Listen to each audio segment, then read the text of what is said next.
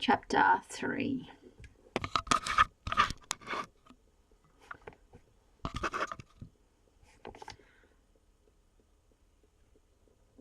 Bet she ain't nothing but a spoiled brat. I bet she can't even dress herself. Bet she's got maids back home that puts her clothes on for her and even help her to go to the bathroom. She probably don't know the front end of a horse from the back. Bet she can't even ride. She's just a baby.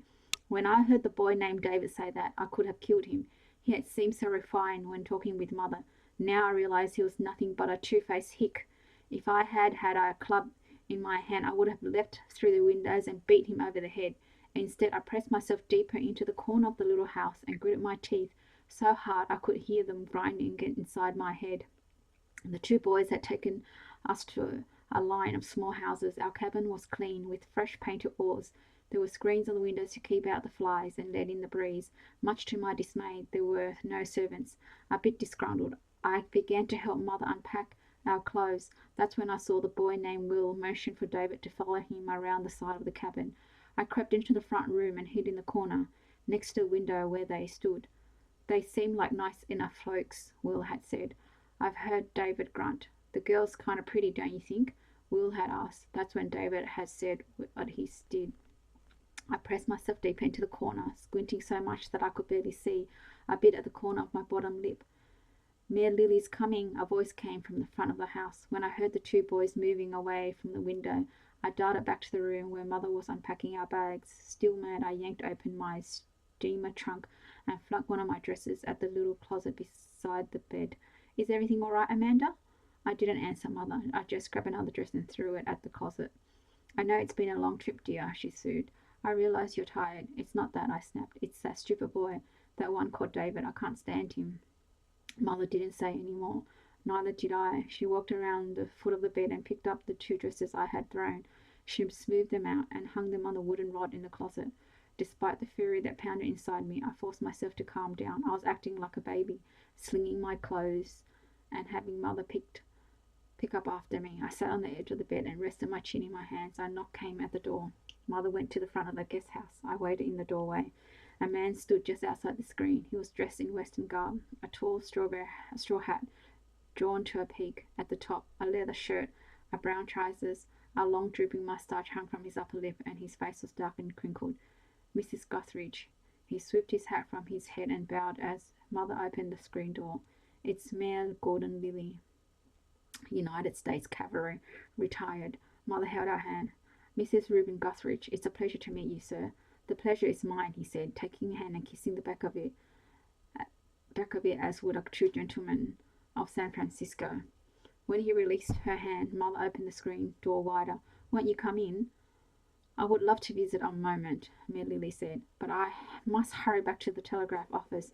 We've had some last-minute complications that might affect our plans. We may have to cancel or postpone our trip, but I'm sure it's nothing that cannot be overcome. Mother's voice was stern as she cut him off. Mayor Lily cleared his throat. Yes, at any rate, I'm sure you and your daughter are weary from your long journey and wish to freshen up. The front commander, Colonel Stewart, and his wife would like you to come for supper at their house tonight. This will give me time to obtain more information from the telegraph office and give you a moment or two to rest. If it is agreeable, I will send a carriage for you about 6. We should have adequate time after supper to discuss the problems that have arisen. Mother stepped back inside and closed the screen. We shall be ready at 6, she said. Her voice had the same snap to it that she used on me when I didn't mind her. Mayor Lily put on his hat and went back to his horse. Mother stormed into the room and started yanking things out of her trunk. Now it was my turn to pick up after her as she slung her clothes at the little closet. Problems that have arisen, she muttered as she stomped around the bedroom, just like a man. Let us take a week-long train trip, bounce across the country on a freight wagon, finally get here, and then tell us what problems have arisen. She threw another outfit at the closet. If he thinks I'm the kind of person to tuck my tail and run back home, well, he's got an odd thing coming. We'll just see about this little problem. Mother kept muttering and throwing her clothes around. I didn't say a word. Colonel Stewart's home was not as elegant as the house on Nob Hill, but it was still quite lovely. The living room was furnished with overstuffed chairs and sofas covered with fine materials of the latest patterns. The dining room was dominated by enormous oak tables and chairs. Mrs. Stewart told us that her mother brought them over from England in 1860, when Mrs. Stewart and her husband were transferred from Washington. She had them shipped along with the piano I had noticed in the living room. I was seated at the big oak table next to mother. The boy named David was across from me, and Mrs. Stewart was on my left. She spent most of dinner leaning across me to talk with mother about the newest fashion in San Francisco. She said that when she was in Washington, she kept abreast of all the latest trends, but out here in the West, it was difficult to get word of what was happening in the rest of the world. While David was busy eating, I glanced at him. I was very careful not to let him catch me. He had made me so mad earlier, I wanted to scream. Now I was somewhat unsettled and nervous in his presence. When we were seated at the table, I hardly recognized him. David did not look at all like he had when we first met. Instead of wearing his buckskin shirt and western hat, he was dressed in a black suit, crisp white shirt and black tie. His clothing was not even the slightest bit wrinkled. Much to my surprise, his manners were very polished as well. I knew it was simply an act to impress people, just as he had used proper English when he first spoke to mother. He knew which fork to use and sat very straight and correctly, although I did catch him sopping the gravy from his mashed potatoes with his bread. Colonel Stewart sat next to him.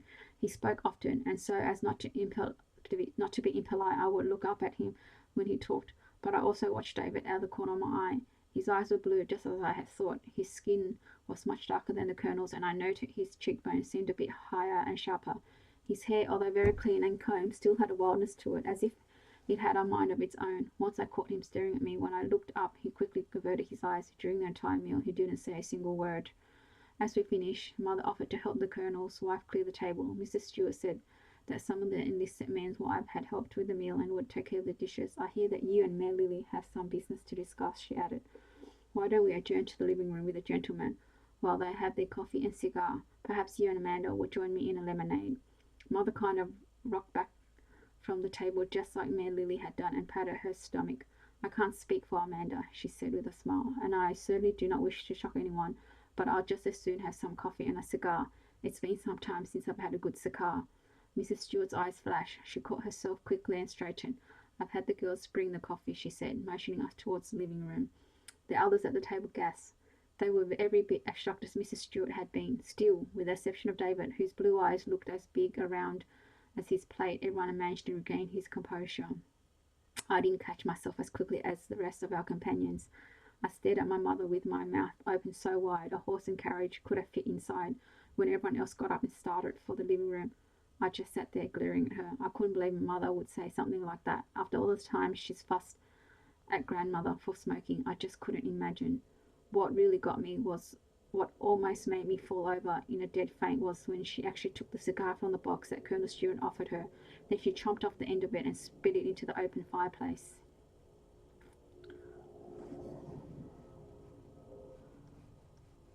Chapter 4. Except for the fine silk gown she wore, my mother reminded me of some sailor on the San Francisco waterfront. The other people in the room, although trying hard to act like they didn't notice her unheard of behaviour, were quite shocked. Mother puffed calmly on the big brown cigar. Not once did she cough or allow her eye to water. A time or two she even talked with the horrid-looking thing stuck in the side of her mouth. She slugged down her steaming hot coffee without even flinching and asked for seconds. I wanted to die. I wish I could just melt into the chair where I sat and disappear so no one could ever see me again. Finally, Mother plopped down in the middle of one of the overstuffed couches. She draped her arms across the back of the sofa like an eagle spreading its wings. Now, Mary Lily, she began, what is this little problem that might cause our trip to be postponed or cancelled? It was hard to understand her with the cigar stuffed in the corner of her mouth. Mary Lily studied her for a long moment. Then a soft smile came to his face. With his thumb, he brushed at his long, drooping moustache. First, Mrs. Guthridge, he said, leaning forward to put his cigar down in an ashtray, let me assure you that the problem has nothing to do with you, nor the fact that you are a woman. Since you first contacted me, I have had numerous occasions, both by telegram and personal letter, to correspond with your husband. I fully believe his assurance that you are strong enough and determined enough to make a trip into the hill country of Texas and would be able to handle most any hardship that might occur along the way. Your point, sir? Mother cut him off. Mayor Lily cleared his throat. My point, ma'am, is that there is no need to impress me. If you find this cigar distasteful, well, you don't have to smoke it. As I said, the problem has nothing to do with the fact that you're a woman. Mother took another puff. What exactly is the problem? Mayor Lily twirled the tip of his moustache between his thumb and finger. Yesterday I received word of a shipment of buffalo being transported to a stockyard at Omaha. They're to be fattened on corn for a couple of months, then slaughtered for Christmas dinners. Were they cattle instead of buffalo? I would be content to wait a month or so before travelling to Omaha to try and persuade to purchase them. But as buffalo have a tendency to tear up things such as stock pens, cattle chutes, stockyard workers, I'm afraid that the company's plan to fatten them up on corn will soon be replaced with the workers butchering them quite quickly.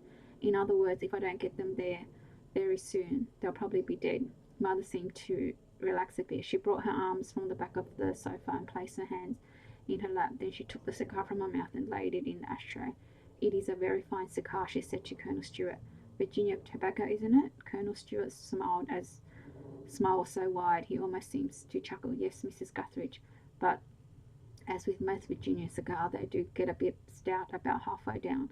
Mother smiled. Yes, I noticed. She picked some of the tobacco from the tip of her tongue and turned to Mayor Lily.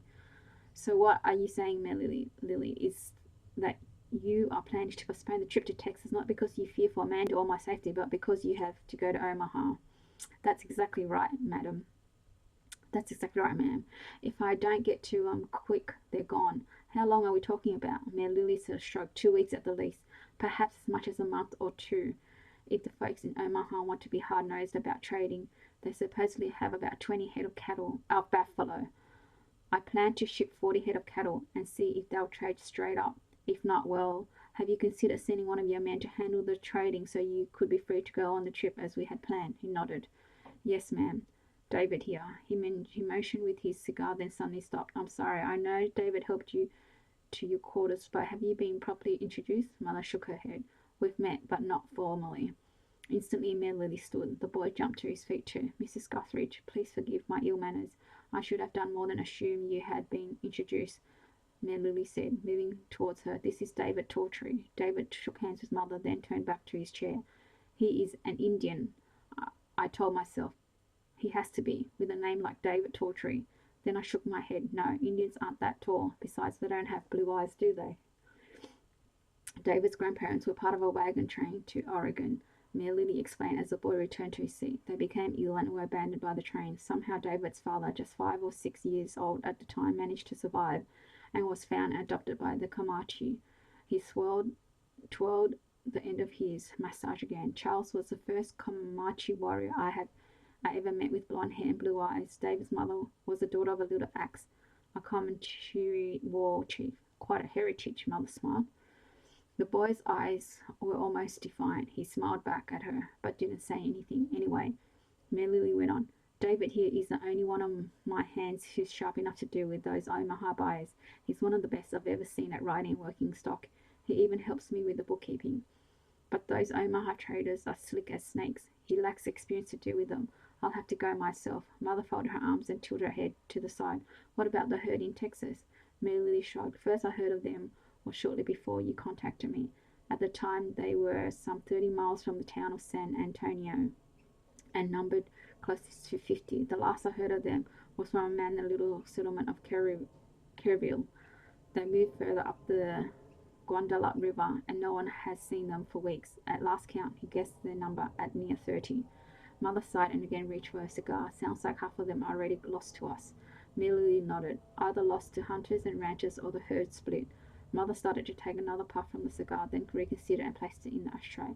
Well, Mayor Lily, it does indeed sound like we have a problem. If you go after the ones in Omaha, you stand a good chance of losing the buffalo in Texas. The way the numbers have been cut in the Texan herd, if you don't go after them soon, they may all disappear. Mayor Lily traced his tongue across the right side of his moustache.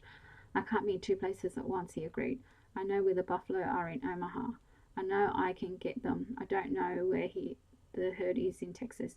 It might take weeks to track them down. You know the old saying about a bird in the hand. Thus, my best bet is to go after the 20 head in Omaha and hope the bunch in Texas can hold out until we get time to find them later.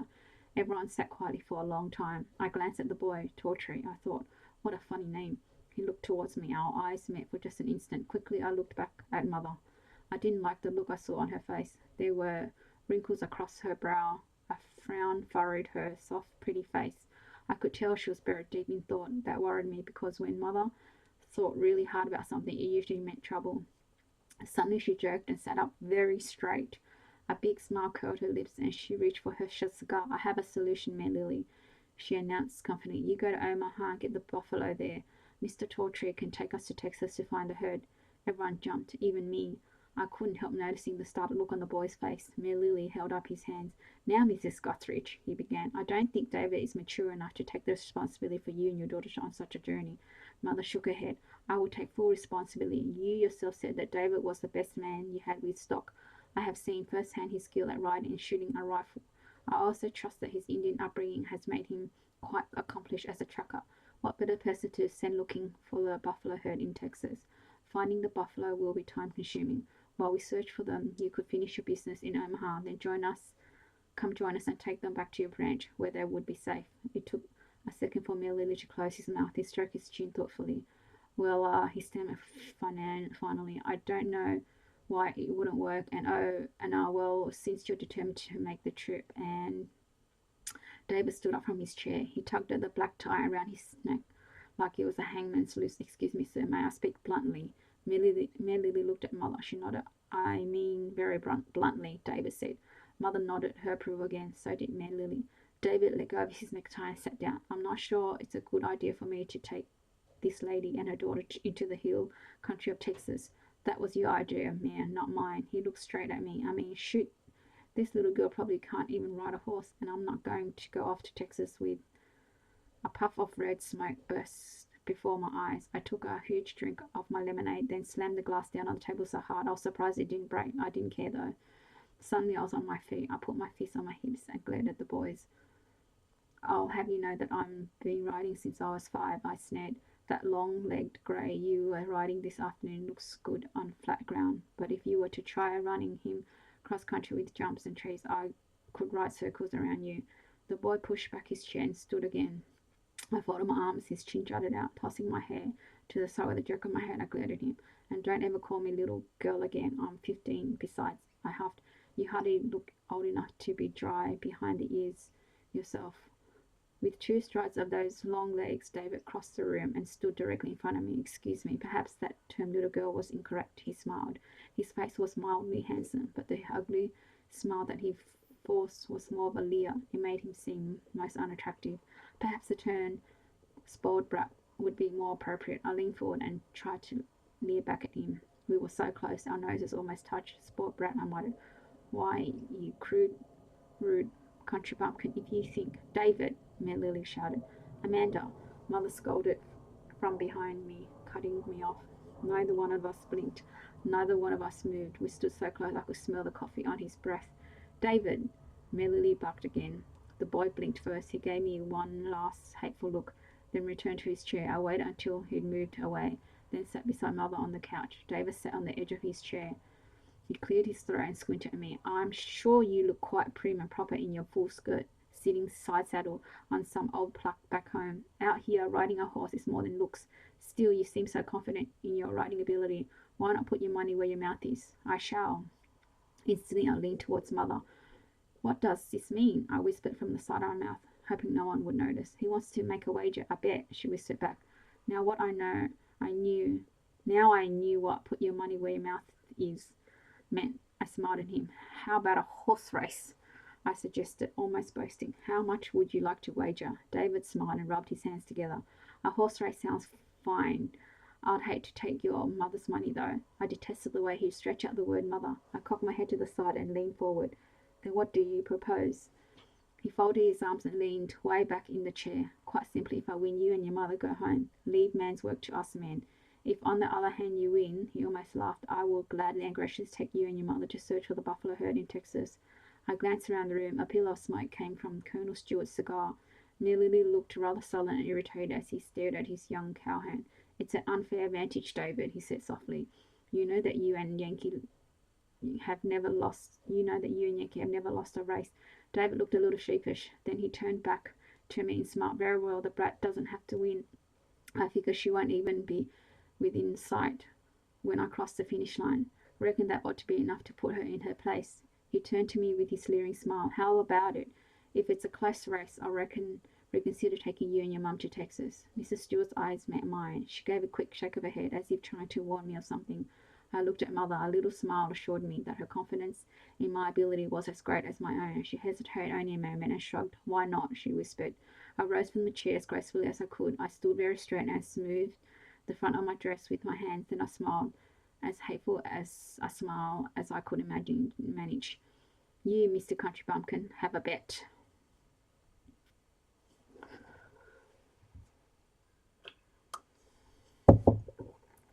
Chapter 5. Children should be seen and not heard. When I was younger, Mother had told me that on more than one occasion. It was one of Grandmother's favourite sayings as well. I no longer thought of myself as a child, but after losing my temper last evening and challenging David Talltree to a horse race, I certainly felt like one. It was bad enough that everybody at Fort Sill had heard about the race. What was worse, it seemed like all of Oklahoma Territory had been informed. There were soldiers and there were blue uniforms, women in cotton dresses, and barefoot children.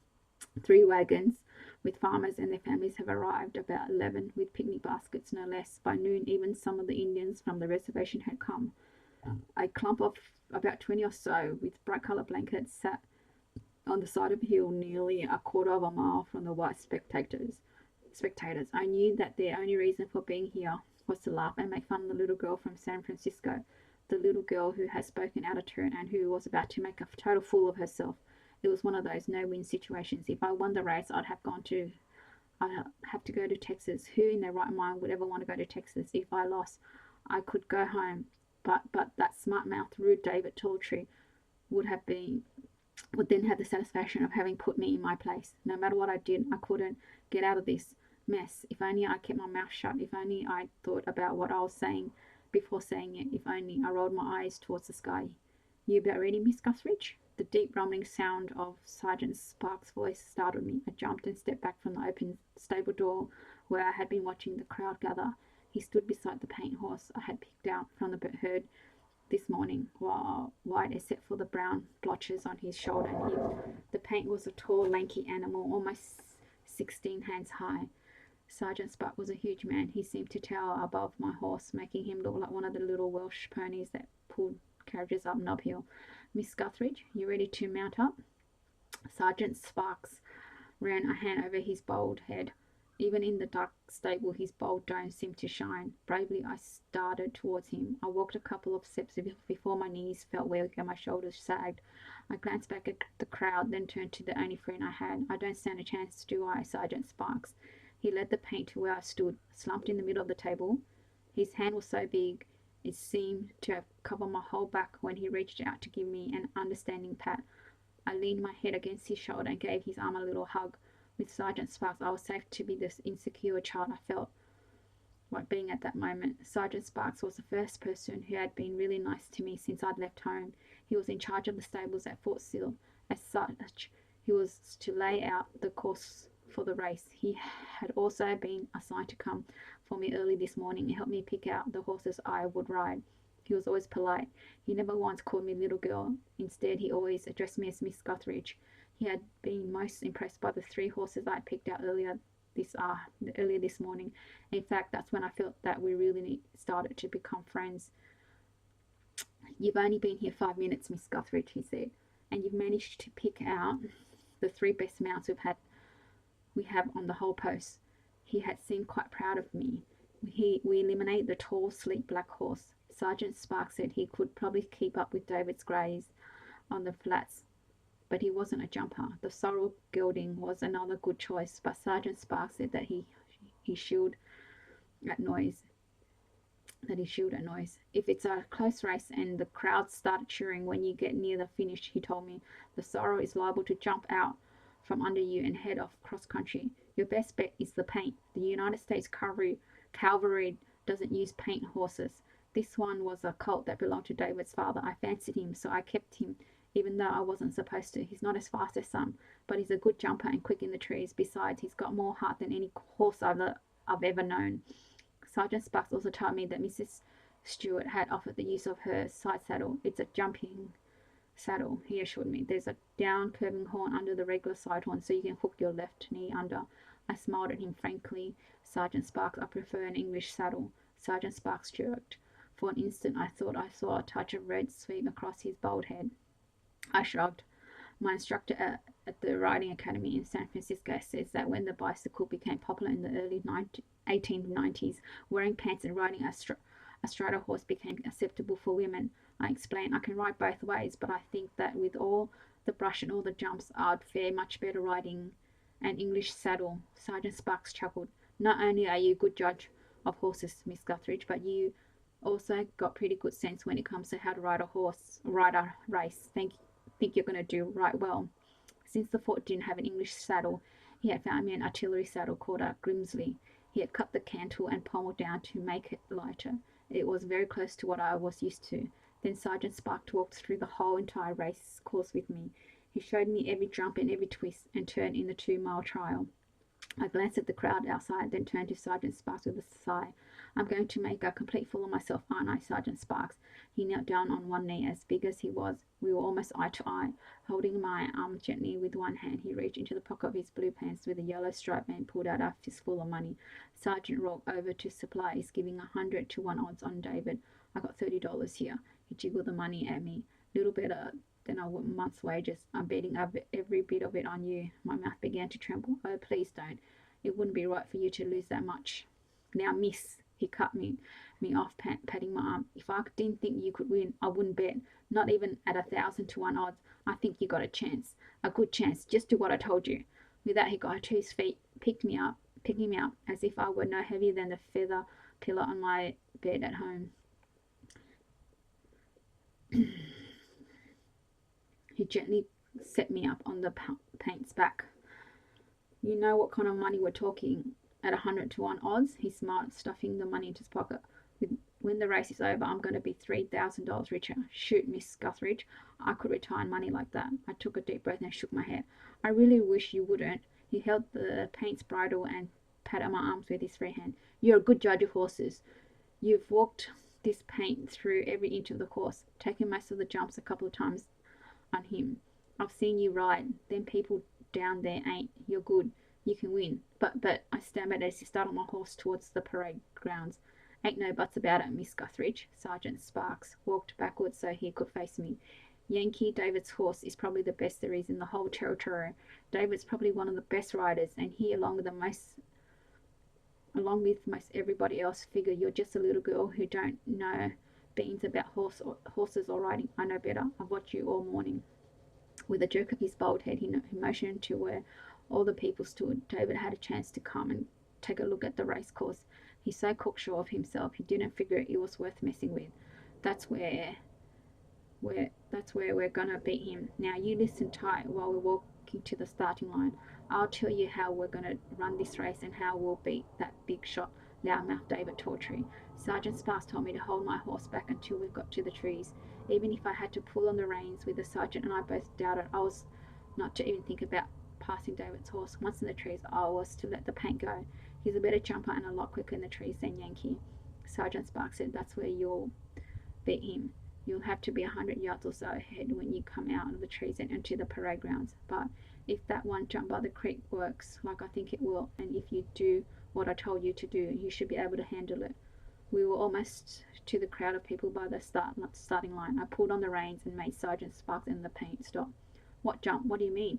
If it works like you think it will. Sergeant Sparks glanced over his shoulder, making sure no one was close enough to hear. He stood on his tiptoes and leaned near my ear. Remember that one spot where your horses refused to jump? I nodded, picturing the big log laid across the path at the edge of a small stream. The stream bank dropped away steeply on the other side of the log, and there was a low-hanging tree branch that stuck out across the path. I remember taking the paint over that place 2 or 3 times to make sure he would jump, and to make sure I knew were the ducks so I wouldn't hit the limb. Sergeant Spark glanced around once more. Horses hate to jump when they can't see where they're landing, he whispered. Way I got it figured, David will get behind you once you're in the trees.